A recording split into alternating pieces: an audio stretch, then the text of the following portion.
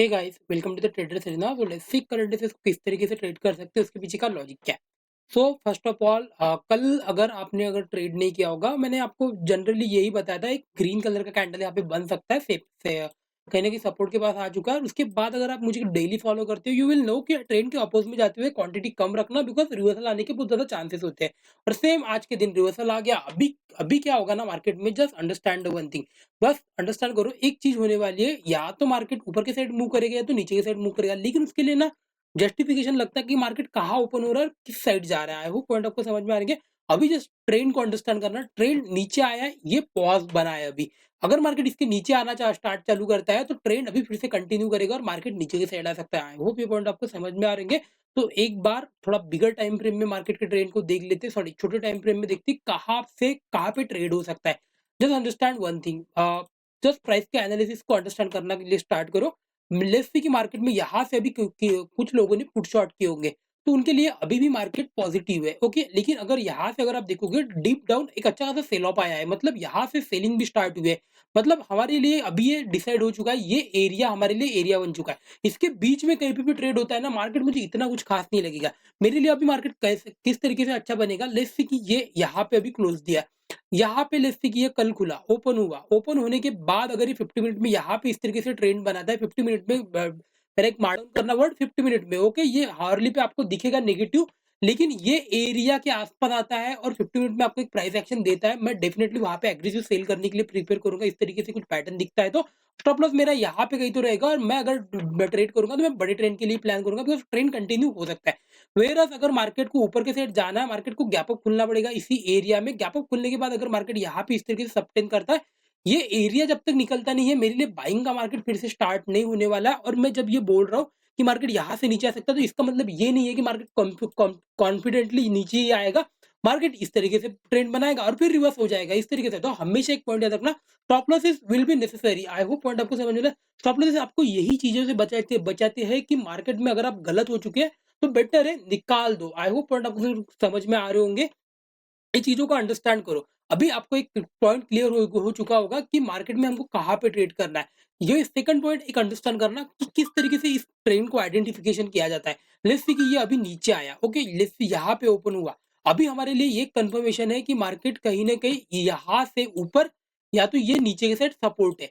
लेकिन ये सपोर्ट कब तक इनेबल है, जब तक मार्केट इसी एरिया में डायरेक्टली ओपन नहीं होता है। ये एरिया में अगर मार्केट डायरेक्टली ओपन होता है तो बहुत से लोग डरते हैं।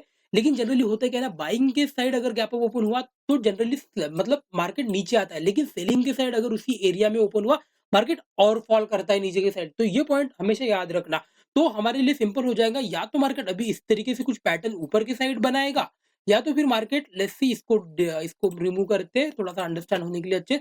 या तो मार्केट फिर इस तरीके से कुछ पैटर्न यहाँ पे बनाएगा। ये पैटर्न हमको बताएगा कि मार्केट चाहे ऊपर ब्रेक करने वाला है चाहे नीचे ब्रेक करने वाला है। लेकिन ट्रेंड कब मिलेगा, चाहे इस एरिया में या तो इस एरिया में या तो इस तरीके से कुछ ट्रेंड मिलेगा तब। ओके, आई होप पॉइंट आपको समझ में आ रहेंगे। तो कल एग्रेसिव ट्रेड एक ही कंडीशन में मिलने वाला है। लेट्स सी कि यहाँ पे कहीं तो मार्केट कहीं तो यहाँ पे गैप डाउन खुला और फिर अगर नीचे के साइड आता है तभी एग्रेसिव ट्रेड मिलेगा। अदरवाइज मार्केट यही फ्लैट खुलता है तो मैं वेट ही करूंगा, मार्केट चाहे इस एरिया के नीचे आए चाहे इस एरिया के ऊपर आए, मैं तभी एग्रेसिव जाने के लिए प्लान करूंगा। इसके बीच में अगर मुझे ट्रेड करना है, मैं कॉल और पुट शॉर्ट करके करके ही प्लान करूंगा। इससे ज्यादा और मैं ट्रेड करने के लिए प्लान नहीं करने वाला हूँ। आई होप पॉइंट आपको समझ में आ रहे होंगे। इतना बड़ा मोमेंटम हो चुका है, मैं थोड़ा एक्सपेक्ट नहीं कर रहा हूँ कि ये इसी वीक में मोमेंटम कर देगा। ये हो सकता है और 3-4 दिन यहाँ पे ट्रेड करे एक ही रेंज में, तब जाके अगर ब्रेक करता है तो अच्छा खासा और प्रॉफिट मिल सकता है। लेकिन एक पॉइंट हमेशा अंडरस्टैंड करना, सेलिंग का मार्केट हमेशा फास्ट होता है। पहले दिन पुल बैक आया, अगर दूसरे दिन मार्केट फिर से सेल ऑफ आ रहा है तो मार्केट कंटिन्यू और सेल ऑफ के लिए जा सकता है। तो नीचे की साइड आता है तो मैं ट्रेंडिंग के लिए ही प्लान करूंगा।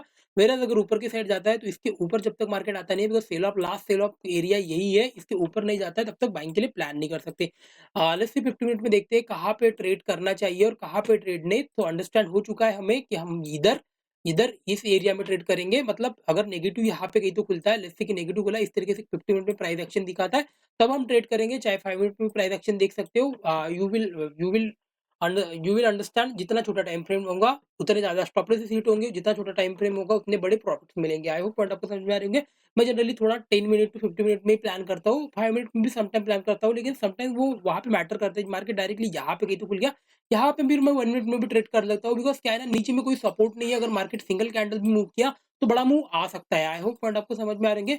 अभी अगर देखोगे ऊपर की साइड ट्रेड का ऊपर की साइड ट्रेड का प्लान करना है। हाँ, अभी अगर आप देखोगे, सॉरी मैंने फ्यूचर का आपको चार्ट को एनालिसिस करके दिखाया था, लेकिन ठीक है कोई इश्यू नहीं है, चाहे जो फ्यूचर को ट्रेड करो, चाहे निफ्टी को ट्रेड करो, सेम वही पैटर्न यहीं पे भी बन रहा है, तो अंडरस्टैंड हो रहा होगा। इस तरीके से पैटर्न हमको लगेगा, या तो नीचे की साइड से इस तरीके से हमको एक पैटर्न लगेगा, मतलब ऊपर या नीचे तभी मूव करेगा, अदरवाइज इसके बीच में अगर ट्रेड कर रहा है तो मार्केट वोलेटिलिटी रहेगी, बिकॉज़ यहाँ से कॉल शॉर्ट है और यहाँ से पुट शॉर्ट है, तो उसके बीच में मार्केट वोलेटाइल होते रहेगा। आई होप पॉइंट आपको समझ में आ रहे होंगे। लेट्स से 50 मिनट में देखते हैं कहाँ पे ट्रेड कर सकते हैं, तो वही हमारा ट्रेंड रहेगा। जस्ट अंडरस्टैंड करना कहाँ पे ट्रेड प्लान करेंगे, जैसे कि यहाँ पे कहीं तो आ रहा है इसी एरिया में, मतलब 25,100 के ऊपर हम ट्रेड के लिए प्लान करेंगे, और नीचे की साइड हमें 24,700 के नीचे हम ट्रेड के लिए प्लान करेंगे।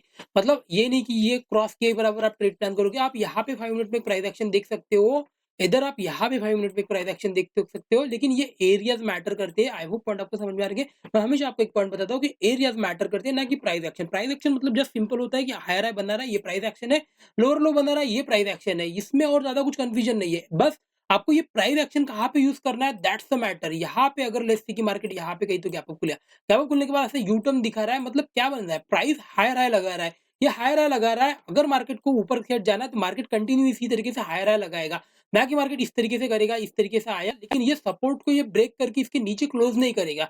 अगर ये क्लोज कर रहा है, बेटर है, ये एम पैटर्न बन चुका है 50 मिनट में, तो आपको निकालना चाहिए। बिकॉज क्या है ना, अगर फिर से मार्केट ऊपर जाएगा, मैं फिर से ट्रेड करूंगा, लेकिन मेरे लिए ट्रेंडिंग मार्केट इस तरीके से होता है, इस तरीके से लुक एट दिस, मार्केट लो और लो लगाता है, इसी तरीके से ट्रेंडिंग मार्केट चलता है। यहाँ पे अगर आप देखोगे, यहाँ पे एक हायर हाई लगा है और ट्रेंड चेंज हो गया। आई होप पॉइंट आपको समझ में आ रहे होंगे।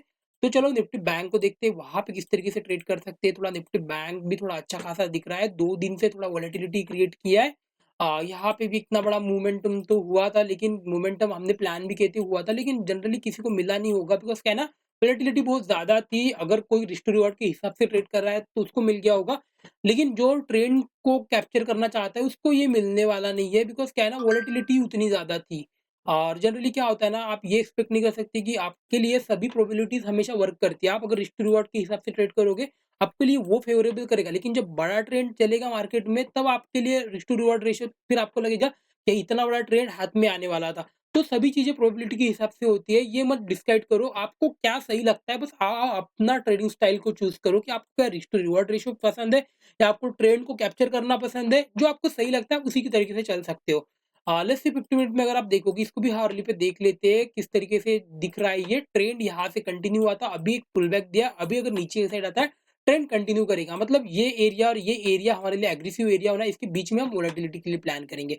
50 मिनट में अगर आप प्राइस एक्शन को देखोगे, कहाँ पे हम ट्रेड प्लान कर सकते हैं, जस्ट अंडरस्टैंड करो।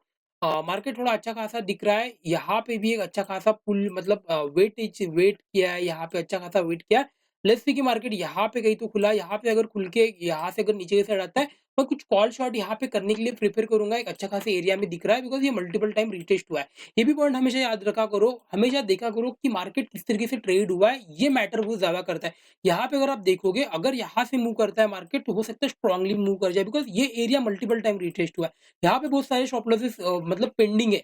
ये अगर मूव करता है तो हो सकता है इतना बड़ा मूव करे, और यहाँ पे तो हमारा वैसे भी लास्ट डिस्टेंस है। अगर मार्केट यहाँ से मूव करके हमारे हाथ में आ गया, तो यहाँ से भी अगर कंटिन्यू मूव करता है तो हमको बड़ा मूव मिलेगा। आई होप पॉइंट आपको समझ में आएंगे। तो बहुत ज्यादा मैटर करता है आज क्या ट्रेड हुआ है, किस तरीके से प्राइस बना हुआ है, ये सब चीजें मैटर करती है। बाइंग के लिए अगर आपको ट्रेड प्लान करना है, ये रेजिस्टेंस लास्ट रेजिस्टेंस है, लास्ट रेजिस्टेंस के आसपास इसी एरिया में अगर मिलता है ट्रेड, तब प्लान करेंगे बाइंग के लिए। एक 5 मिनट का प्राइस एक्शन देख के, अदरवाइज बाइंग के लिए मैं थोड़ा इंटरेस्टेड नहीं हूँ।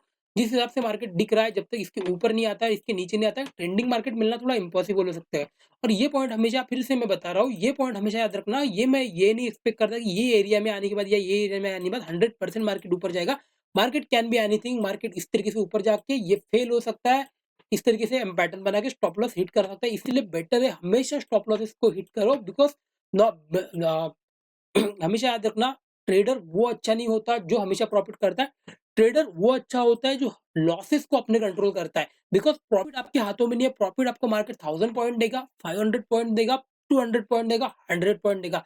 लेकिन लॉसेस आपके हाथों में, लॉसेस आपको 100 पॉइंट के ऊपर नहीं लेना है, चाहे वो अगर निफ्टी बैंक हो, मतलब डिपेंड करता है वोलेटिलिटी के। यहाँ पे अगर आप देखोगे, यहाँ पे 100 पॉइंट के स्टॉप लॉसेस नहीं मिलते, यहाँ पे जनरली 200 पॉइंट के स्टॉप लॉसेस मिलते हैं, लेकिन उतना बड़ा मोमेंटम भी मिलता है। बिकॉज क्या है ना, 1000 पॉइंट अभी मोमेंटम निफ्टी बैंक को करना बहुत बड़ी बात नहीं है, बिकॉज उसका प्राइस अगर देखोगे 51,000 के आसपास चल रहा है, इसको 1000 पॉइंट मूवमेंट करने में कुछ मतलब बड़ी बात नहीं है। आई होप पॉइंट आपको समझ में आ गया। तो सही से प्राइस के हिसाब से ट्रेड करो, लेकिन स्टॉप लॉसेस को हमेशा हिट करो, हमेशा प्लान करो बड़े टाइम फ्रेम में होल्ड करने के लिए, और छोटे टाइम फ्रेम में स्टॉप लॉसेस को ट्रेल और एंट्री करने के लिए। आई होप पॉइंट आपको समझ में आ रहेंगे। तो आज के लिए बस इतना ही। वीडियो अच्छा लगा तो like and subscribe. Thank you so much.